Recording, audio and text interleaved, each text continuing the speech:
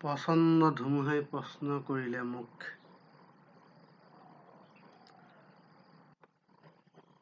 প্ৰচণ্ড ধুমুহাই প্ৰশ্ন কৰিলে মোক। ছাত্ৰ ছাত্ৰীসকল, আজি তোমালোকক বিখ্যাত সংগীতজ্ঞ ডক্টৰ ভূপেন হাজৰিকাৰ প্ৰচণ্ড ধুমুহাই প্ৰশ্ন কৰিলে মোক এই পাঠটি আলোচনা কৰিম।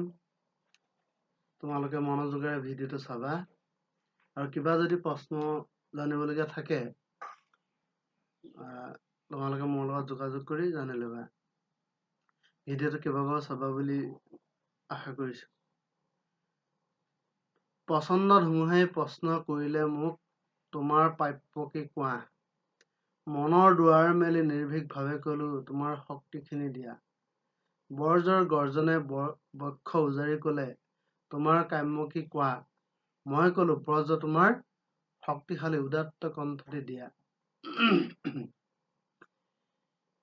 এতিয়া ইয়াত কবিয়ে ধুমুহা, বজ্ৰ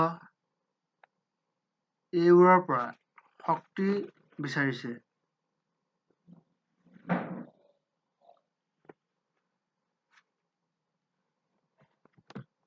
আচলতে কবিৰ কাৰণে ধুমুহাৰ সমান দ্ৰুত গতিত যাব পৰা আৰু ধুমুহাৰ যি শক্তি, সেই শক্তিখিনি যদি সমাজৰ কামত ব্যৱহাৰ কৰিব পাৰি, তেতিয়াহ'লে সমাজখন বহুখিনি ক্ষেত্ৰত আগবাঢ়িব। ঠিক সেইদৰে বজ্ৰৰ যি গৰ্জন, বজ্ৰপাত যেতিয়া গৰ্জন হয়, মেঘে যেতিয়া ঢেৰেকনি যেতিয়া হয়, সেই ঢেৰেকনিৰ যি শব্দ, সেই ঢেৰেকনি শব্দৰ যি ভয়ংকৰ শব্দ, সেই শব্দখিনি কবিয়ে তাৰ শক্তিখিনি বিচাৰিছে। সেই গৰ্জনটো কবিয়ে বিচাৰিছে যাতে সেই গৰ্জনে উদাত্ত কণ্ঠেৰে, শক্তিশালী উদাত্ত কণ্ঠেৰে কবিয়ে ক'বলগীয়া কথাখিনি ক'ব পাৰে।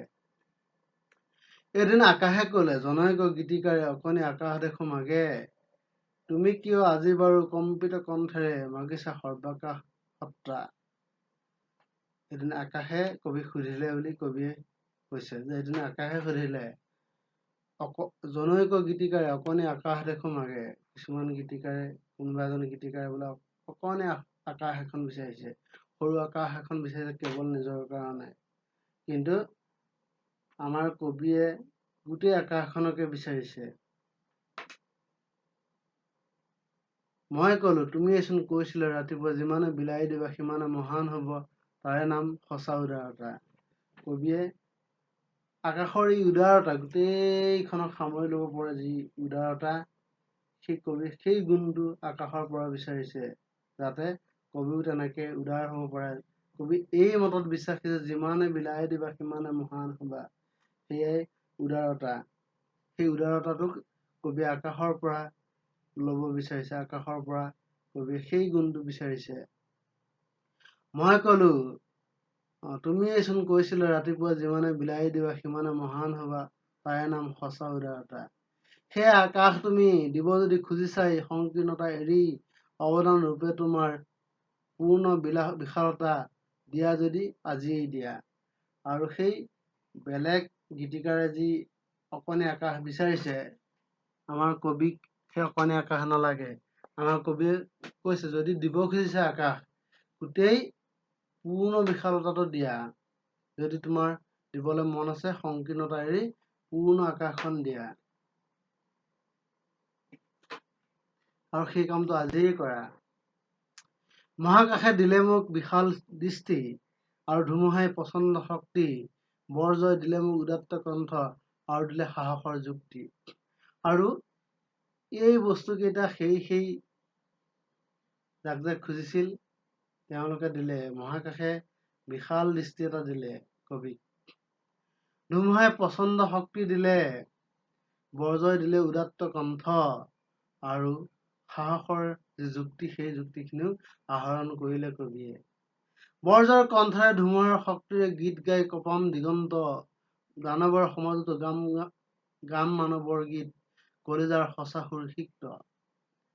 আৰু কবিয়ে সেই বৰজৰ কণ্ঠৰে ধুমুহাৰ শক্তিৰে গীত গাব মানৱতাৰ, সমাজৰ সেইসকলৰ কাৰণে মানৱতাৰ গীত গাব যি শোষণ নিষ্পেষণত আছে। কবিয়ে সেই মানৱতাৰ জয়গান গাবলৈ বৰজৰ পৰা কণ্ঠ বিচাৰিছে, ধুমুহাৰ পৰা শক্তি বিচাৰিছে আৰু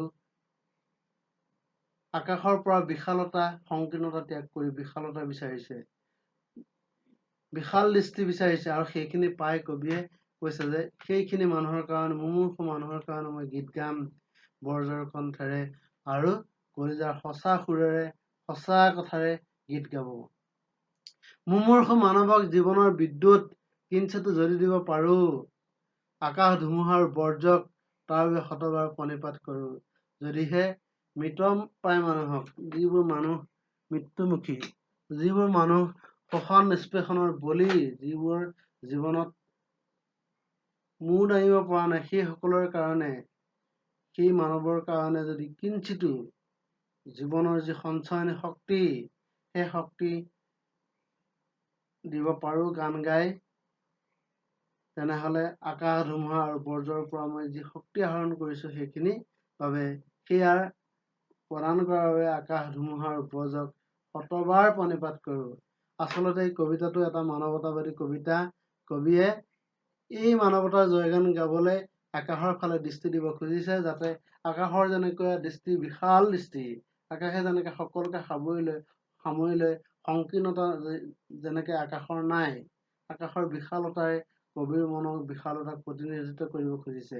কবিয়ে সংকীৰ্ণতাৰ গণ্ডিত থাকিব খোজা নাই। কবিয়ে মানুহৰ বিশাল বিশ্বৰ সকলো মানুহৰ প্ৰতি তেওঁৰ যি চেতনা, সেই চেতনা বোৱাই দিব খুজিছে, মানৱতাৰ জয়গান গাব খুজিছে। আৰু সেই গানৰ বাবে বৰজৰ পৰা কণ্ঠ আহৰণ কৰিছে, যাতে সঁচা কথা কবলৈ, মানুহৰ মৃত্যুমুখীজনৰ বাবে গান গাবলৈ কবিৰ যাতে কণ্ঠটো উদাত্ত হয়, তাৰ পৰা বৰজৰ সহায় বিচাৰিছে। আৰু সেই যি কণ্ঠ বৰজয় দিব, সেই কণ্ঠ লৈ ধুমুহাৰ গতিৰে কবি আগবাঢ়ি যাব শোষণ নিষ্পেষণৰ বিৰুদ্ধে। এই গীতি কবিতাটোৰ মূল তাৎপৰ্য এইখিনি। অৰ্থাৎ কবিয়ে আকাশ, বৰ্জ আৰু ধুমুহাৰ পৰা শক্তি আহৰণ কৰি মানৱতাৰ জয়গান গাব বিচাৰিছে। আমি পিছৰটো ভিডিঅ'ত কবি পৰিচয়ৰ লগতে টান যি শব্দ আছে সেই শব্দবিলাকৰ অৰ্থ বিচাৰ কৰিম, আৰু যদি সম্ভৱ হয় আমি প্ৰশ্ন উত্তৰখিনি সমাপ্ত কৰিবলৈ চেষ্টা কৰিম। তোমালোকে ভিডিঅ'টো কেইবাবাৰো চাবা আৰু নিজেও কিতাপখন পাঠটো কেইবাবাৰো পঢ়িবা, যাতে বুজাত অসুবিধা নহয়। আৰু যদি কিবা অসুবিধা হয় তোমালোকে মোৰ লগত যোগাযোগ কৰিবা।